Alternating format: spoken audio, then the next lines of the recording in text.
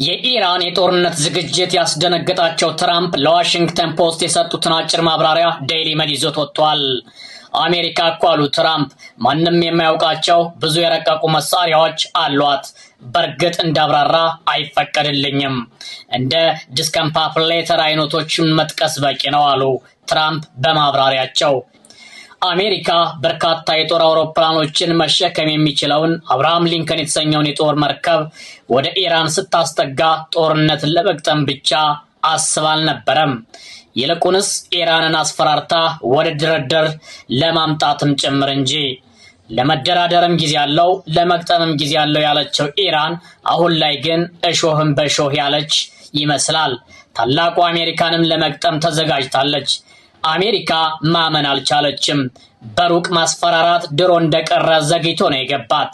ትራምፕም ቆም ብለው ያሰቡ ይመስላሉ። አለመፈራታቸውና አለመከበራቸው ያንገበገባቸው ዶናልድ ጄ ትራምፕ ለዋሽንግተን ፖስት በሰጡት ማብራሪያ መልእክት ለኢራን ይድረስልኝ አይነት ነገር ነው። አሜሪካ እኮ አሉ ትራምፕ ዓለም የማያውቃቸው በርካታ የረቀቁ መሳሪያዎች ባለቤት ነች። የቬንዙዌላውን ፕሬዝዳንት ማዱሮን እኮ ስንይዘው በበርካታ የቻይናና የራሻ ኤር ዲፌንስ ሲስተሞች ይጠበቅ ነበር።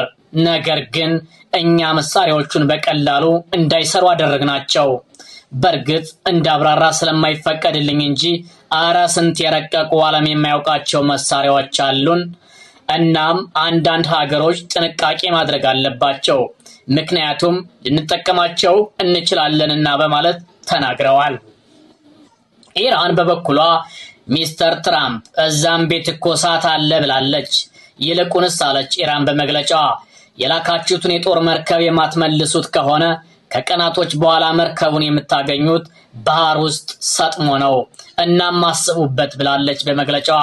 አሁን ሁሉም ተናንቋል። መፈራረጥ ጠፍቷል። ሕግ ፈርሷል። ቀጣዩ የአሜሪካ ውሳኔ ምን ይሆን? አብርሃም ሊንከን የተሰኘው የጦር መርከብ ይመለስ ይሆን ወይንስ ኢራን እንደዛተችው እርምጃ ተወስድበት ይሆን?